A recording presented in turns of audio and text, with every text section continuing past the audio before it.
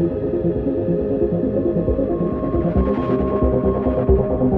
are we doing, everybody? It is the 26th of April, and I just got back from Avengers Infinity War.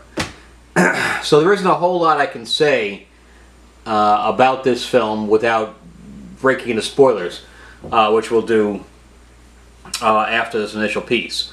So I have to say that it was better than I thought it was going to be. It was definitely better than Age of Ultron. And I think the strongest part of this film, aside from the acting, and of course the the chemistry between the characters and the actors, I think that that very, very well comes across in the film. And I think that's the glue that holds all of this together. Is our love for the characters and their love for each other. I think that's what holds this film together more than anything else. The best part of this film was the writing. I thought that the writing was superb. There is no plot other than what you've seen in the trailer. That Thanos is collecting the 6 Infinity Stones, and with the end result of wiping out a good portion of life on not only on planet Earth but throughout the cosmos. So the stakes are high, and we feel it. We feel it throughout the film, and I'll go into more of that in the spoilers. But with the writing, this was a very tenuous situation for the writers, and the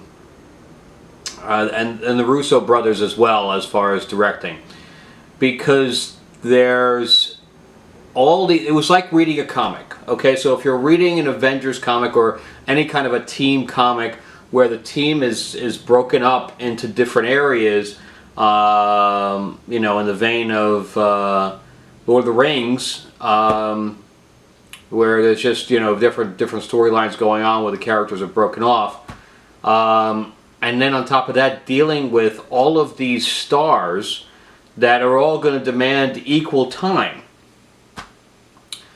equal screen time, and it's like a big puzzle. And for the writers to have this big puzzle in front of them, I mean, the rewrites must have been amazing. The amount of rewriting that they would have had to do to say, oh, this guy doesn't have enough lines, and this guy needs more to do, and oof. It's, I definitely wouldn't wish that on anyone. But the end result for a 2 hour and 20 minute film was amazing. I think they did an amazing job of pulling it all together and keeping it going. There was like 1 or 2 scenes that kind of slowed things down, but for the most part, it just kept moving and moving and moving because there wasn't a whole lot of exposition. And also, what saddens me too, is being a DC fan more than I am a Marvel fan, is that this is what Justice League could have been. With the humor and with the the characters all kind of being together and separated at the same time. This really could have, Justice League definitely could have pulled this off if they, with Darkseid and stuff like that, if they had literally half a brain and didn't have Jeff Johns and Snyder kind of directing that ship. But as far as Infinity War goes, it's I think that what makes it unique is also to its detriment. So the fact that they brought in, how many franchises? 5? 5 different franchises together is what make this film unique. Everybody was like, oh my god, all these characters are going to be together in one film? But at the same time, it's also too much going on. It's too much to follow with all of these characters. And I think that's what, if anything was going to pull this film down, that's what it is. So, and you'll see that once you see the film. Although for me it was very fanboy going, oh my God, it's Doctor Strange and this, and Spider-Man and this, and blah blah blah, and it's this is like a dream come true to see all these people together. But at the same time, for a 2.5, or not even a 2.5 hour film, to put all those pieces together, it's a lot. It's a lot, and I think that's why I wouldn't give it the rating of great. I think I give it the rating of very good, mostly because of the fact that it's a little bit disjointed, and it's not it's more of a shotgun than it is a precise strike. So there is no direct target because you have all of these different pieces funneling together, and I think that's what's what the problem with the film is. But at the same time, it's very entertaining, very enjoyable. But I still like the first Avengers better than all the rest. Better than these last two, but this one's definitely better. In fact, everybody's kind of doing a top 10 or whatever else of the Marvel films. I'm going to do mine this week too. How I kind of rate the 10 years of Marvel films in order of my preference. But I really want to go into spoilers, because that's really where the meat of this review is going to be, because I literally can't talk about anything without giving stuff away. But I can tell you that there's only one post scene, one credit scene. So, they usually have one, like the initial cast comes up, and then they have one, but they didn't have that this time. It's only the end. So don't be disappointed when you're like, huh? Because that's kind of how I was. I was like, oh, I thought we were going to have a thing here, but it wasn't. But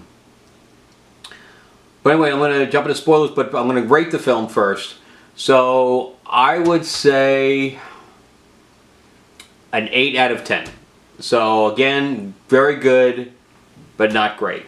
And it's because of that huge amount of characters that we had to follow. But the landscape of the film was amazing. They had so many worlds and cities and locations that it was great. And what really, I think, sets Marvel stuff aside from any other superhero genre film is that they take their time with the villain.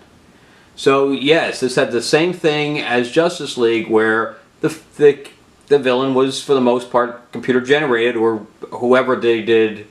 I don't know if part of it was purely makeup, but I think for the most part there was at least some CGI done on Thanos continuously. But he's basically even though he did have an actor in him, and you could see his Josh Brolin's facial features.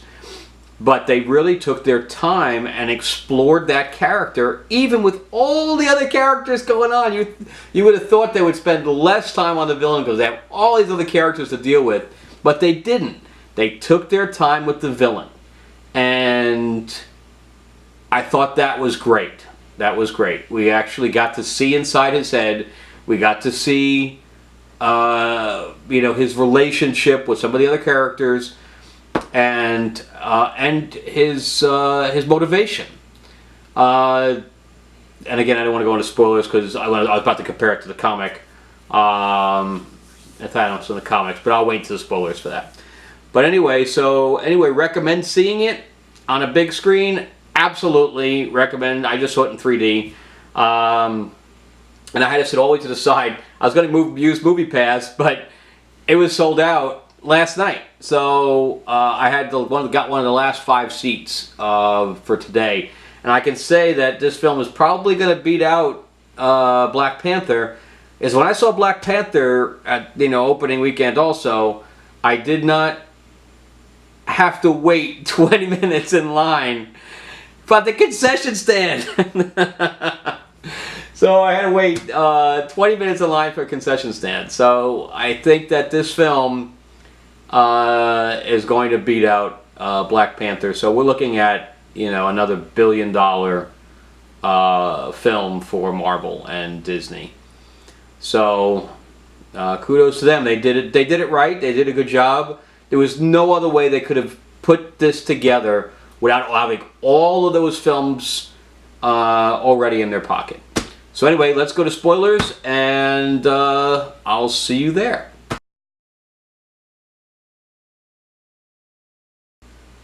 Okay, we're back for spoilers of Avengers Infinity War. So, let's go into the spoilers. So, this is a Shakespearean film. Everybody dies. Everybody dies. I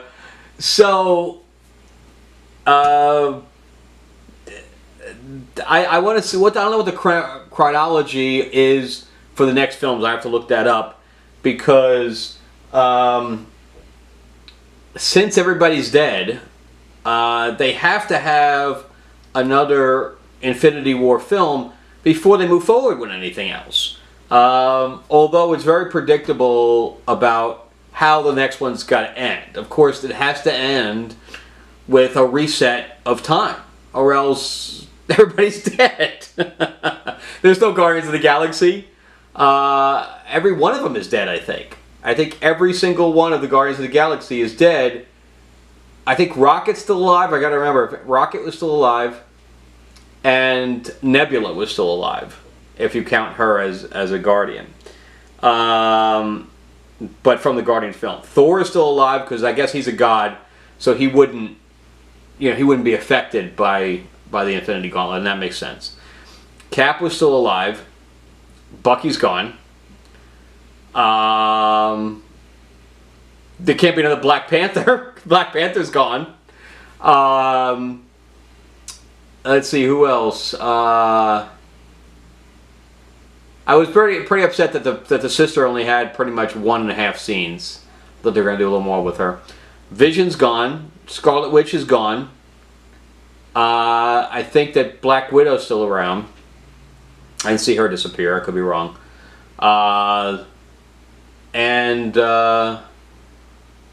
Of course, Loki's dead. Loki had one scene. He's dead.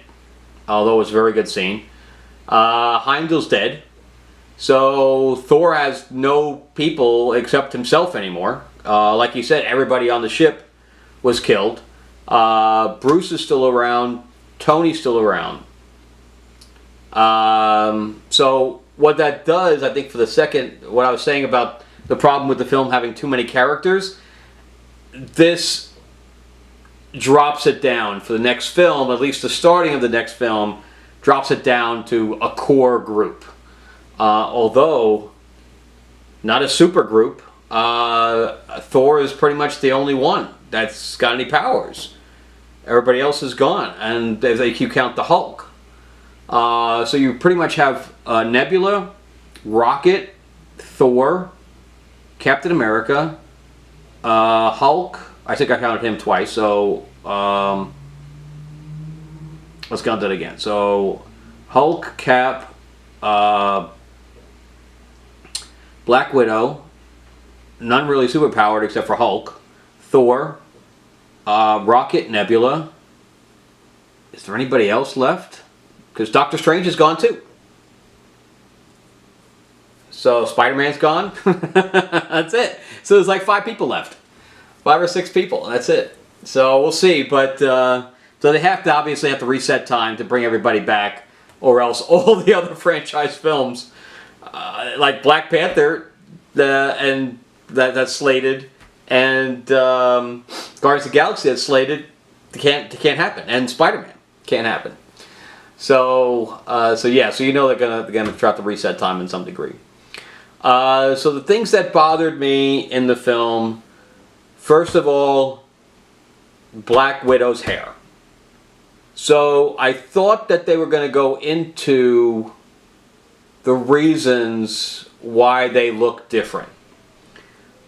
And I know that they were alluding to the fact that these people have been in hiding this whole time. But there was no reason for her hair to change. She's still in black leather. It's not like they were in complete hiding, so they still have their costumes and everything else.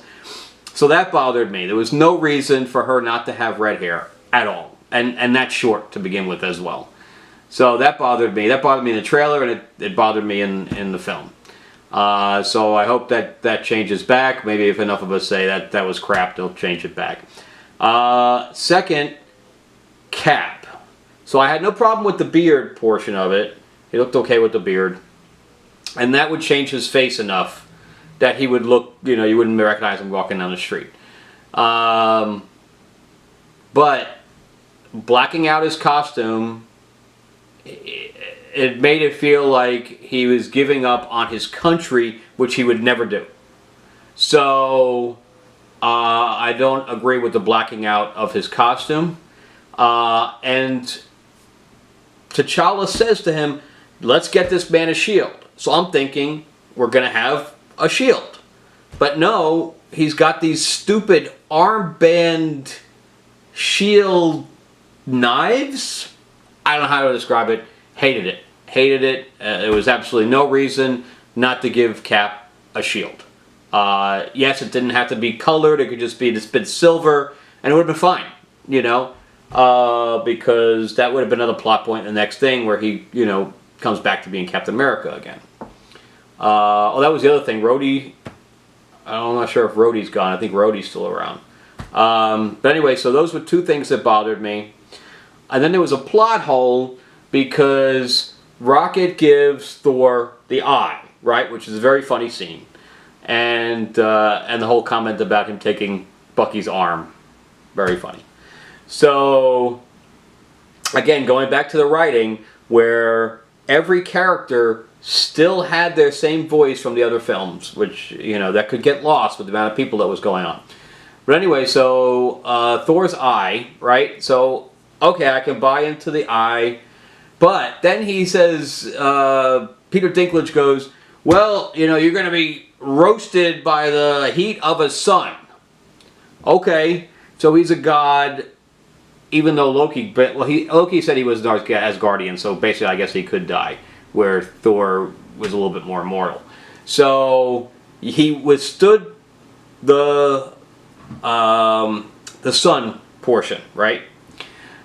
But the eye was synthetic. It wasn't his own eye. Something would have melted in his head. So, again, plot hole, because all he had to do was take it out, hand it to Rocket, and say, hold on to this for me. And that would have solved the problem. And it would have been a funny piece, too.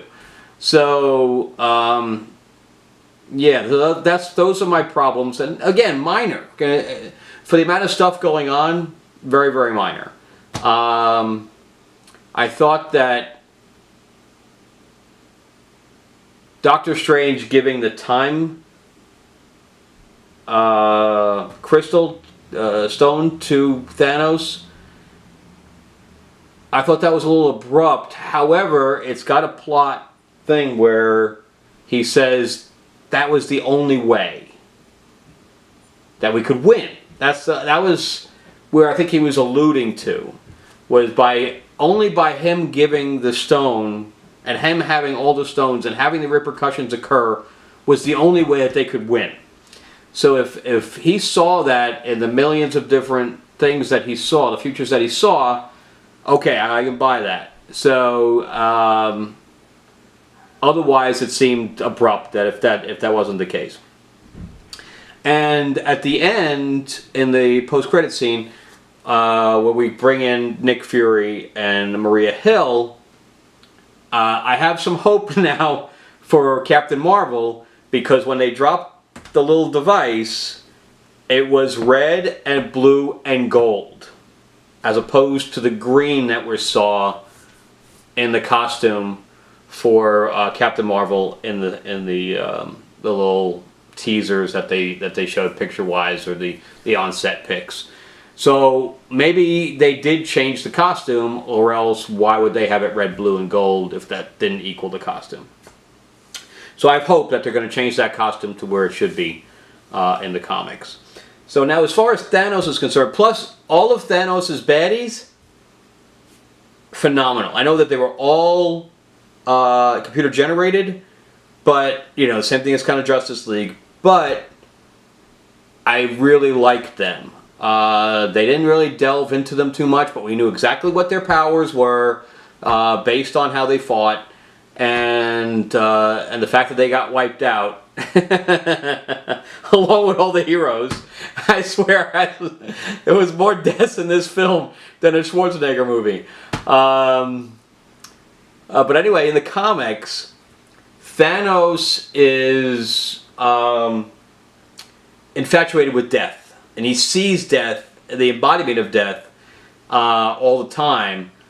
And that's where he kind of gets his motivation for killing everybody. Love the flashback scene with Gamora. I thought that was great, although I would like to have seen Nebula in that scene. Saying, oh, meet your sister, meet your new sister, and Nebula was there. That would have been great. I would have loved to have seen that piece. Again, the fact that they really... And then Gamora's death was great, too. The fact that he sacrificed her and felt something for the fact that he had to sacrifice her. That was... Again, all great stuff. I'm looking forward to the next one. But I got to say that when I walked out of the theater, I was really in a fog. Because you kind of walk out going, what the hell? What the hell just happened? That was great. The fact that we're all... It reminded me of the ending for Empire Strikes Back. Although a little bit darker.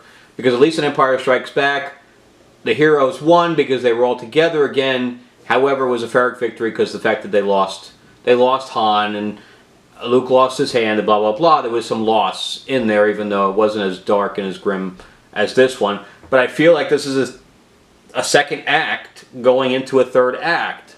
So, and I've heard people say this isn't really a film, it's an experience. But I kind of agree with the fact that it is, because there really isn't a plot. It's more of this journey. It's more of a journey of not of self-awareness or self-discovery. None of the characters really change, but it is a journey for them to try to save the world and the universe in this case, and they fail. so the fact that they fail is we've never really seen that in not in a Marvel film, but a superhero film. So I gotta say kudos to, you know, the Russo brothers and to the writers by saying, yeah, we're just gonna end this with a devastating effect. And it looked like Thanos' gauntlet was destroyed. I mean, of course, the stones couldn't be destroyed, even though they can be destroyed because Wanda actually destroyed it, but they brought it back, or Thanos brought it back. But the gauntlet looked like it was destroyed, so it was definitely burned. And I don't think he had it at the very end when he sat there and looked at the stars and kind of thought about his handiwork, which is a great scene, you know, with the villain saying, "Okay, I did it. Time for me to relax now." So again, all really, really good stuff. So I gotta say, everybody's, even when people left, they were like, well, we gotta see what happens to the next one, because it left us all with dead heroes right and left. That was pretty amazing. Anyway, that's it for me, but I stick with my 8 score because of what I had mentioned about this just being too much going on. But it's the first film of its kind. You know, Marvel keeps putting out these firsts where we're gonna bring in, you know, 5 different franchises and shove them all together. I was almost I was almost ready to see the Fantastic Four come in at the end. Going, okay, what did we miss? But and even throwing Maria Hill and Nick Fury in at the end. Good stuff. Anyway, so next, subscribe to my channel, because obviously I'm going to be doing more. I'm gonna be doing my top 10 or even top 20. I think there's only 18 films, 18 or 19 films. So I think there's 19. So my top 19 are how the order of my preferences for the Marvel films, and then on top of that, I'm gonna do comics from the ones that were just released on Wednesday, and I'm gonna be finishing up reading the Death of Thor. As you know, this just came out this week too, so I'm going to do a whole separate thing on Mighty Thor. So anyway, thank you for watching. Subscribe to my channel, and definitely go see that film in a big screen with a lot of people, because the gasps and the cheers definitely add to the experience, and that's why movie theater experiences will never die. No matter how much we have on our TV, movie theater experiences will never change. All right? Have a good week.